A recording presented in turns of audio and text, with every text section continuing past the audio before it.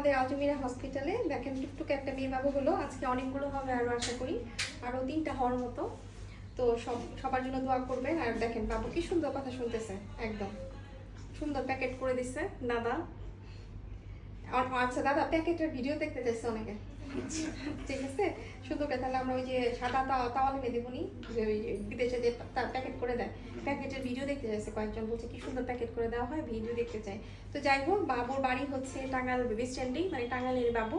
বাবুর মার, বাচ্চার মা তো কষ্ট হয়ে অনেক কিছুই বলবে, উনিও বলতেছিল যে সিজার করে ফেলবে, এটা সেটা অনেক কিছু। কিন্তু বাবুর বাড়ির লোকজন অনেক শক্ত ছিল, এটা উল্টা ছিল। হ্যাঁ, বাবুর বাড়ির লোকজন শক্ত ছিল বলে আল্লাহর মধ্যে নর্মাল ডেলিভারি সম্ভব হয়েছে। এবং বাচ্চার মা আসলে খুব দ্রুত প্রোগ্রেস করেছে। আমার কাছে যখন সকালে আসে তখন 2 ফিঙ্গার ছিল, তার মানে 4 সেন্টিমিটার মতো খোলা ছিল। তারপরে পানি ভেঙে যায়, পানি ভাঙার পর তো আমরা স্যালাইন দিয়ে দিই, ইন্ডাকশন দেওয়ার পর খুব তাড়াতাড়ি প্রোগ্রেস করেছে আসলে। চেম্বারে মানে এখন আমার চেম্বার শেষ হয়নি, চেম্বার শেষ হওয়ার আগেই বাবু হয়ে গেছে আলহামদুলিল্লাহ। দেখতে পাচ্ছেন কি টুকটুকে তাকিয়ে আছে। যাই হোক, বাবুর জন্য দোয়া করবেন। আর যারা আসবেন এরকম ধৈর্যশীল হলে আমাদের জন্য খুব ভালো হয়। পেশেন্টের লোক একটু ঝামেলাও করেনি, ধৈর্য না হলে কখনোই নর্মাল ডেলিভারি সম্ভব না, এটা আমি সবসময় বলবো।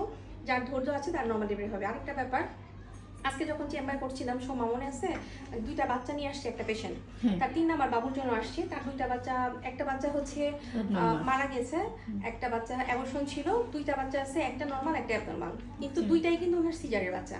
তাই আমি বললাম যে আপনি বাচ্চাটা যে অ্যাবনর্মাল হয়েছে, সিজার হয়েছে বলে আপনারা কিছু বলতেছেন না, যদি নর্মাল হতো এটা, মানে ওনার বাচ্চা ওইটা যেটা সিজার হয়েছে ওটা কিন্তু 5 বছর হয়ে গেছে অ্যাবনর্মাল এটা, তাহলে কিন্তু আপনারা অযথায় বাঙালিরা দোষারোপ করতেন যে নর্মাল ডেলিভারি হতে গিয়ে মাথায় চাপ রেখে এই অবস্থা হয়েছে।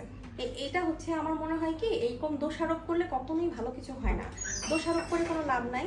আপনারা যদি আল্লাহর উপর ভরসা রাখেন তাহলে দেখবেন ভালো কিছুই হবে। আর সবসময় নিজেরাও অন্যের ভালো করার চেষ্টা করবেন, যখন অন্যের ভালো করবেন তখন আপনাকেও আল্লাহ ভালোই করবে।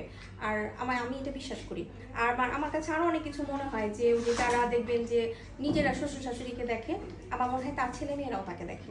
ঠিক আছে, আমি অনেক দিন আগে একটা রিক্সাওয়ালার কাছে শুনছিলাম, উনি রিক্সাওয়ালা হয়ে আমাকে বলতেছিল, আসলে রিক্সাওয়ালা ফ্যাক নাও, সবার কথা মানে সবার আগে হচ্ছে মানুষ। হ্যাঁ, উনি বলতেছিল যে আমি তো আমার মাকে দেখি, তাহলে আমার ছেলের বউ আমারে দেখবে না কেন? কথাটা কিন্তু সত্যি, তাই না দাদা? যে যেমন করবে তার ফল তেমনই পাবে। কাজেই সবসময় বলি যে ভালো চিন্তা করবেন, দেখবেন ভালোই হবে। তো সবাই ভালো থাকবেন, সুস্থ থাকবেন। আল্লাহ হাফেজ, আসসালামু আলাইকুম।